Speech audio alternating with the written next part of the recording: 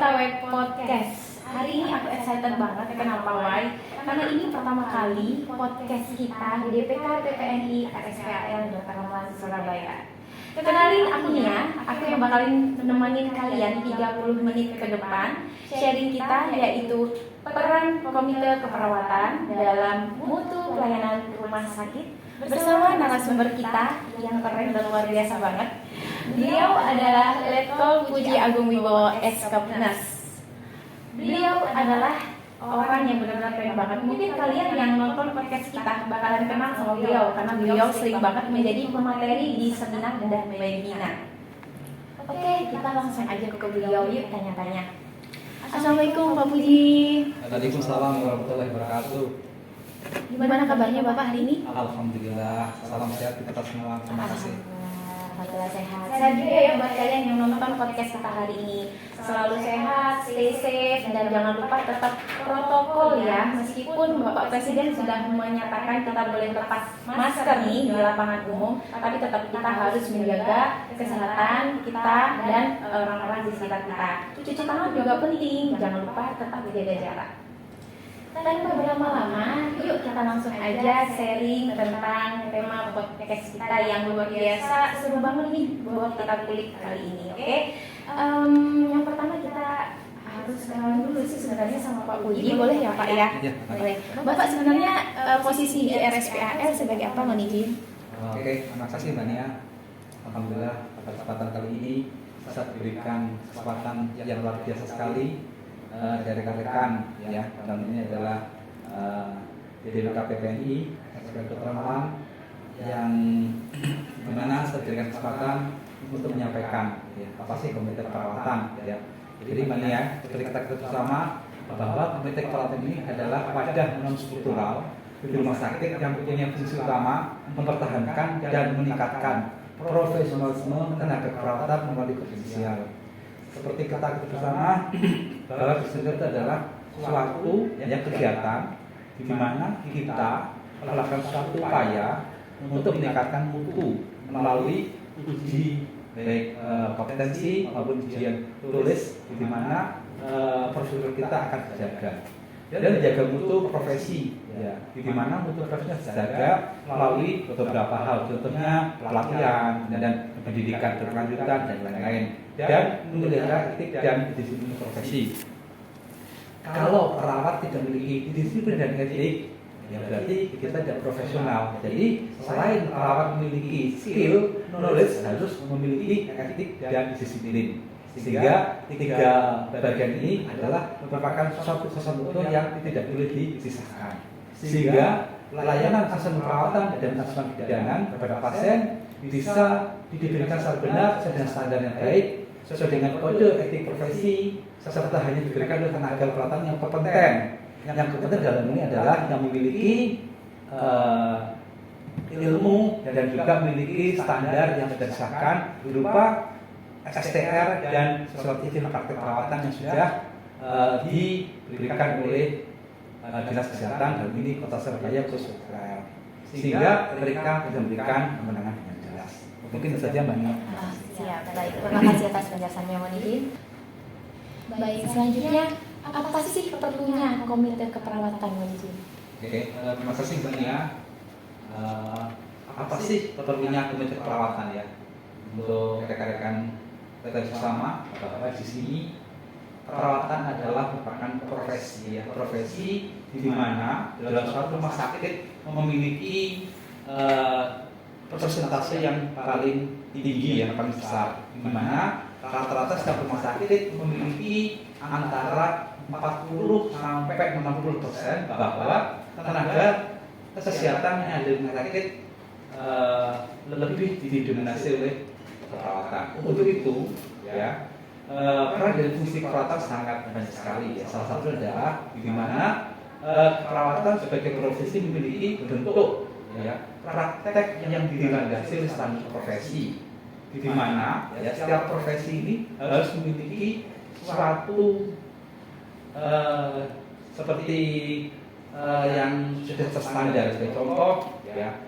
Setiap perawat harus memiliki registrasi ya, sudah disahkan oleh pemerintah yang sudah terstandar nasional melalui STR, ya, kemudian seperti yang disampaikan tadi memiliki SIPP ya, surat izin praktik perawatan, di mana setiap melakukan itu kita melakukan asuhan pelayanan perawatan harus memiliki dua standar yang baku, dalam arti mereka harus atau wajib memiliki sertifikat yang terstandar ya, karena untuk mendapatkan STR ini melalui uji kompetensi yang seperti kita bersama, setiap mahasiswa sebelum lulus wajib melakukan uji kompetensi untuk mendapatkan suatu standar, di mana standar itu merupakan suatu bentuk wujud bahwa kita itu memiliki profesi. Ya. Kemudian kita memiliki standar pelayanan. Standar pelayanan ini harus kita sepakati ya, dalam arti bahwa setiap pelayanan yang kita miliki ini harus benar-benar sesuai dengan standar yang memiliki latar belakang atau memiliki suatu aspek yang benar-benar berorientasi pada basic safety. Ya. Untuk itu, ya, setiap standar pelayanan yang kita miliki, yang akan kita laksanakan, yang kita lakukan harus memiliki standar berupa SPO atau standar prosedur operasional. Kemudian, ya, kita sebagai seorang perawat yang profesional, kita tidak berhenti sampai sebagai contoh, ya, di pendidikan perawatan ada pendidikan vokasional, profesi dan magister yang dimana ada yang sudah spesialis. Ya. Untuk itu ilmu perawatannya harus benar-benar dikembangkan, ya, oleh siapa? Ya, oleh perawat kita sendiri. Di mana apabila kita sudah bisa mengembangkan suatu ilmu keperawatan, kita bisa mengaplikasikan ilmu yang kita dapatkan pada pasien yang dibutuhkan kritik maupun pada masyarakat yang membutuhkan, khususnya yang berhubungan dengan asuhan layanan perawatan di masyarakat. Dan kegiatan pendidikan ataupun pelayanan harus setiap saat dievaluasi. Ya. Seperti tadi, evaluasinya kalau di rumah sakit bisa melalui uji kredensial. Ya. Kemudian yang berikutnya adalah perawat harus memiliki kecakapan dengan dalam hal teknologi, ya, maupun teknologi teknik kebutuhan dasar dan advance yang perlu terus dikembangkan. Ya. Jangan sampai seorang perawat gagal teknologi. Karena apa? Saat ini seluruh kegiatan yang berhubungan dengan asuhan, khususnya yang kebetulan kami di RSPAL, seluruh asuhan perawatan dokumentasi dan menggunakan sistem rumah sakit, ya, di mana apabila kita membuat suatu dokumentasi melalui sistem rumah sakit, seorang perawat harus memiliki kompetensi dalam bidang teknologi informatika, ya, harus menguasai komputer. Ya. Kalau tidak menguasai komputer, ya, kita akan ketinggalan. Ya. Itulah salah satunya pentingnya teknologi untuk mengaplikasikan apa yang kita miliki sebagai sebuah profesi untuk ditampilkan berupa dokumentasi. Ya. Kemudian kita juga jangan lupa, ya, bahwa pasien ini harus kita jadikan sebagai suatu semacam, kalau istilahnya di sisi, ya, pasien care center, di mana pasien ini adalah merupakan suatu pusat yang harus kita berikan pelayanan. Ya. Makanya seorang perawat harus sanggup bermitra dengan profesi lain. Ya. Karena apa?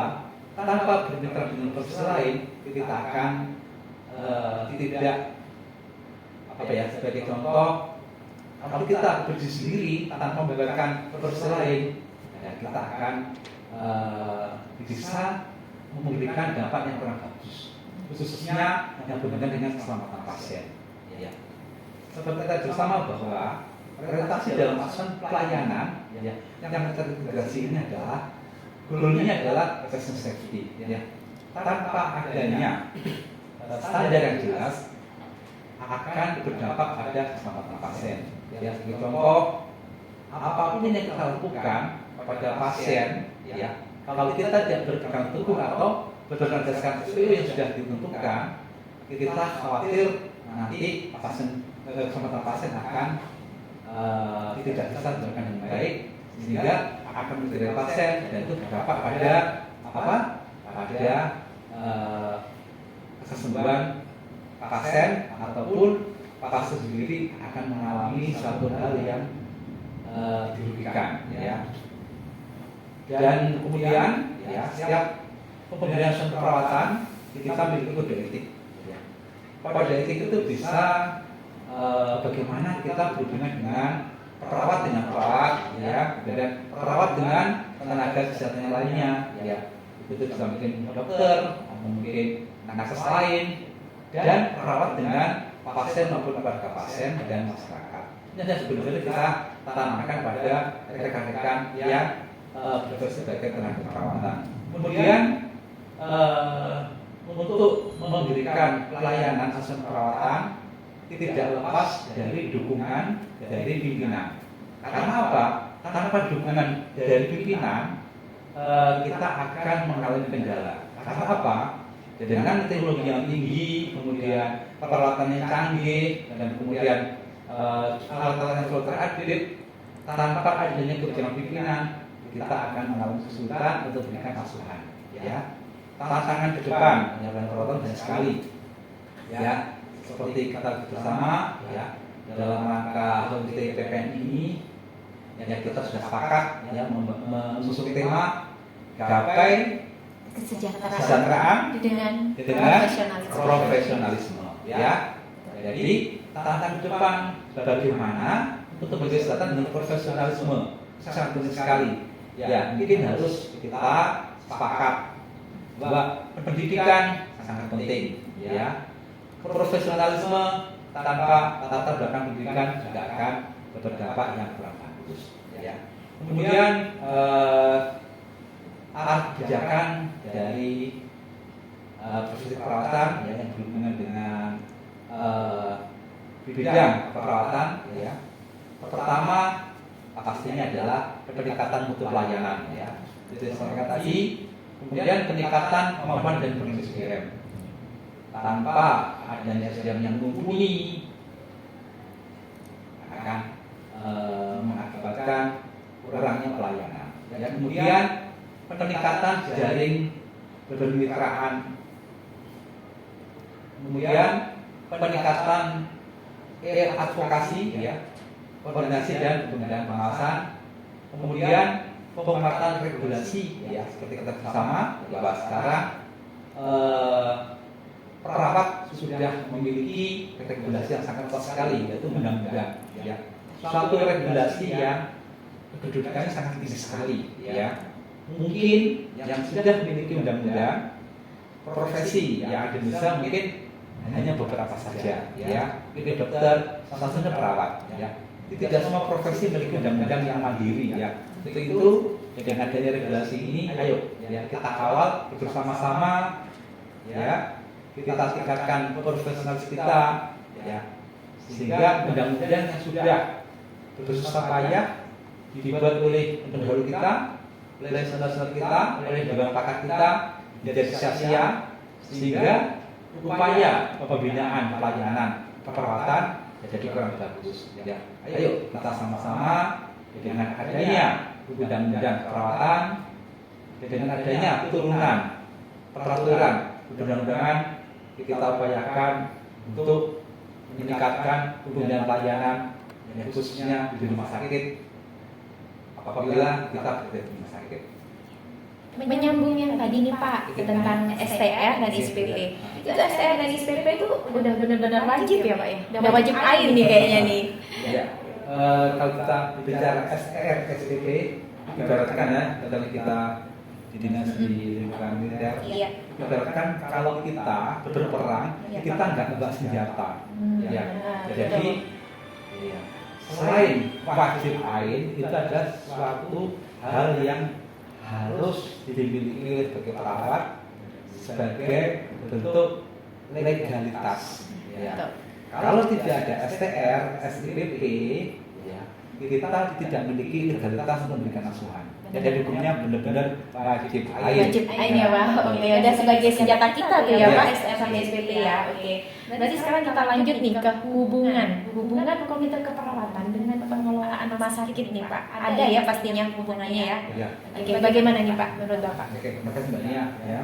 Jadi bagaimana hubungan komite keperawatan dengan pengelola rumah sakit? Iya. Ya. Seperti kita ketahui bersama ya, bahwa komite keperawatan adalah wadah non struktural ya, namun berperan untuk menjaga profesionalisme perawat ya, karena di dalam kegiatan komite itu ada yang namanya kredensial ya. Jadi kredensial satunya adalah membantu pimpinan ya untuk menjaga profesionalisme seorang perawat sehingga pada saat dia bekerja benar-benar memberikan satu asuhan yang profesionalisme. Jadi salah satunya adalah seperti itu. Kemudian selain dalam struktur fungsional dari kepala rumah sakit, komite keperawatan juga merupakan kelompok profesi ya, di mana profesi itu harus benar-benar dijaga ya. Seperti tadi kan Mbak Nia ya, dengan kredensial. Terus juga ada yang namanya sub komite mutu ya, di mana komite mutu ini bertugas ya menjaga profesi keperawatan benar-benar apa ya, tegak lurus terhadap ilmu yang diperoleh ya, sehingga kita harus benar-benar menyesuaikan di mana seorang perawat itu tidak hanya memberikan sesuatu umum. Dan seperti kita bersama bahwa sekarang ini sudah berkembang yang ada namanya istilahnya keperawatan yang siminat, di mana masing-masing ini memiliki himpunan ya. Ada perawat anestesi, ada perawatan anak, hemodialisis dan lain-lain ya. Ini salah satu bentuk profesi yang diakui oleh organisasi profesi, dan ini bagian daripada organisasi profesi yang benar-benar yang benar dihubungkan dengan komite tadi ya. Jadi salah satu fungsi dari komite perawat tadi salah satu adalah itu ya, mendorong menjaga mutu ya, sehingga benar-benar terjaga profesional tadi. Kemudian selain ketua komite perawatan tanggung jawab pada direktur ya, kita juga bekerja sama dengan kepala bagian yang lain. Seperti contoh ya, di rumah sakit kan memiliki kepala apartemen ya, kepala SPL. Mereka di rumah sakit melakukan adalah kepala bidang ya. Jadi sekali lagi komite keperawatan itu tidak bisa melakukan eksekusi ya. Jadi kita hanya merekomendasikan. Sebagai contoh ya, setelah dilakukan kredensial untuk menjaga profesionalisme seorang perawat tadi, kita merekomendasikan ya, secara struktural yang memiliki tanggung jawab pengembangan profesi dalam arti secara struktural ya, ini kan kepala bidang dan kepala departemen. Kita merekomendasikan misalnya si perawat A, perawat B. Setelah kita lakukan kredensial, dia memiliki peminatan di sini. Nah, kita dorong ya, Support ya Pak ya. kita support ya, makanya kita support ya, sehingga apa? Mereka harus bisa meningkatkan. Kalau dibiarkan saja, ya setelahnya orang Jawa ya mono-mono aja ya, tidak bisa berkembang.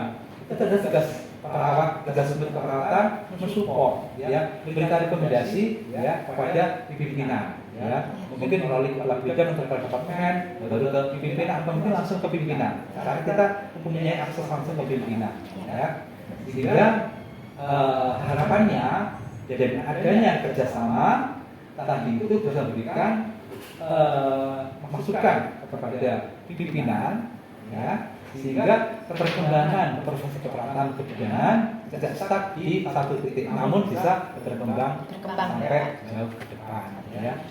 Itu aja ya. Pak, kalau tadi kan sudah dijelaskan tuh ada 3 sub ya, sub kredensial. Tadi juga udah sekilas nih ya dijelaskan sama beliau tentang kredensial. Kemudian yang kedua sub mutu ya, mutu juga sempat tadi dijelaskan sekilas aja. Nanti kita perjelas lagi nih ya. Kemudian yang ketiga sub etik. Boleh nggak Pak ya kita dijelaskan agak panjang dikit nih? Yang pertama sub kredensial dulu, boleh Pak? Oke, terima kasih Mbak Nia. Ya, tadi kan sudah sekilas saya nyampaikan, namun nggak ada salahnya kita coba kita review ulang ya. Jadi seperti Mbak Nia katakan tadi, ya, di pemeriksaan perawatan itu ada 3 sub ya, kredensial, mutu, dan etik disiplin profesi ya. Dan kan yang pertama adalah kredensial ya. Seperti saya sampaikan tadi, untuk meningkatkan mutu pelayanan ya dan profesionalisme itu ada yang namanya tahapan proses kredensial, di mana kredensial tadi bertujuan untuk menjamin tenaga keperawatan yang kompeten dalam memberikan asuhan pelayanan perawatan dan pelayanan kepada pasien sesuai dengan standar profesi. Ya. Untuk urutannya panjang sekali sebenarnya. Iya, kita singkat aja ya Pak ya. Jadi pertama adalah review. Kita cek seperti saya katakan tadi Mbak Nia ya. Iya. Kita perawat memiliki STR SPP.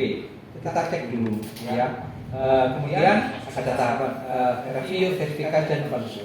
Review itu misalnya kita cek ya, apakah yang bersangkutan ini sudah melakukan kredensial apa belum ya. Kalau sudah melakukan kredensial ya, apakah dia mau naik dari kredensial 1, kedua atau selanjutnya. Ada tingkatannya ya Pak ya? Ada tingkatannya. PK 1, 2, 3, 4 ya Pak ya. Oke. Sesuai dengan kualifikasi ya, kualifikasi dan kompetensi yang dimiliki ya. Dan juga persyaratannya ada ya, contoh dari pendidikan, masa kerja ya, kemudian pelatihan diikuti. Verifikasi tadi itu ya Mbak Nia, seluruh perawat sebelum kerja wajib memiliki STRS tadi ya, SPP tadi ya Mbak Nia ya. Dan evaluasi dokumen ya bisa ya berkenaan dengan kompetensi ataupun keinginan dia meningkatkan jenjang yang lebih tinggi ya. Dan untuk kegiatan kredensial ya, kita melibatkan rekan-rekan yang namanya mitra lestari. Nah Ya. itu, mitra lestari itu apa Pak? Ya, Padahal jadi- banyak banget nih kadang-kadang yang tanya, ya mitra lestari itu apaan ya gitu. Jadi gini Mbak Nia ya, mitra lestari ya. Jadi setiap organisasi profesi itu punya namanya mitra lestari, namanya mitra ya. Iya. Jadi kemitraan kita untuk membantu bagaimana menilai atau melakukan uji kredensial kepada rekan perawat ya. Jadi untuk kredensial mitra lestari khusus perawatan ya, ada beberapa hal yang harus kita pahami ya. Ada beberapa pakar menyampaikan mitra lestari harus independen ya.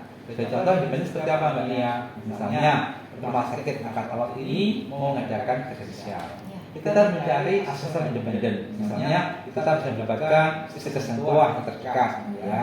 Jadi kita bisa mendapatkan dosen-dosen atau rumah sakit yang simple. Misalnya RSPL dengan Dosus Komo. Kita bisa meminta tim asesor dari rumah sakit. Namun ada kebijakan lagi ya. Selain kita bermitra dengan tim independen, tapi kita bisa menggunakan teman-teman kita sendiri di RSPL dengan syarat apa Mbak Nia? Harus memiliki pelatihan asesor. Ya. Harus pelatihan dulu ya, SDM dari dalam gitu. Iya. Dan harus memiliki kualifikasi kekhususan berdasarkan area. Itu contoh Mbak Nia. Kalau seorang asesor dia memiliki kompetensi di area klinis, misalnya IGD atau ICU, ya berarti harus menguji perawat yang bekerja di ICU atau di IGD. Ya. Dan memiliki asesor dan memiliki sertifikat asesor yang sudah dikeluarkan oleh lembaga yang berwenang. Baik, itu berarti tergantung dari departemen kalau di sini ya Pak ya, misalnya anak ya di anak kayak gitu ya, kritikal. Oke. Baik, kita lanjut ke selanjutnya ya mungkin ya, yaitu komite mutu profesi. Nah, ini mutu profesi gimana nih Mbak Nisin? Oke, Mbak Nia, terima kasih. Tadi sudah kredensial ya, kemudian kita sudah melakukan audit dalam arti audit kemampuan ya. Kemudian setelah ditentukan dia itu PK1, PK2, PK3 dan notabene mereka sudah memiliki kemampuan dan kompetensi sebagai pemberi pelayanan. Ya. Namun dalam sub komite perawatan ya, saya ulangi ya, sub komite untuk profesi di komite perawatan ya, setelah rekan-rekan tadi itu sudah termapping ya Mbak, ya termapping, misalnya perawat A tadi sudah di area misalnya A ya, jadi hemodialisis di critical care atau di ICU, di IGD, di kamar operasi ya. Nah, sehingga kita pastikan ya bahwa mutu proses perawatan sehingga dapat memberikan kesempatan pidana yang berorientasi pada kesempatan pasien sesuai dengan kewenangannya ya. Jadi goalnya ke sana untuk mutu profesi. Setelah kita berikan area rilis, harus kita giring Mbak Nia ya. Terutama teman-teman yang masih dalam tingkatan perawat klinis 1 atau TPK 1 ya. Kadang-kadang mereka ini belum memiliki kualifikasi ya. Jadi sudah di rumah sakit, sudah ada yang memiliki kualifikasi, namun kalau masih TPK 1 biasanya TPK tersebut baru kredensial dan baru diarahkan ya. Di sisi itulah ya, kita sebagai komite perawatan melalui subkomite profesi kita bisa menentukan dan ini menyusun data dasar profil perawatan sesuai dengan area praktek tadi ya. Kemudian kita harus tentukan ya kira-kira nanti teman-teman perawat nanti itu diarahkan kemana ya untuk mempertajam skill ya dan profesional perawatan.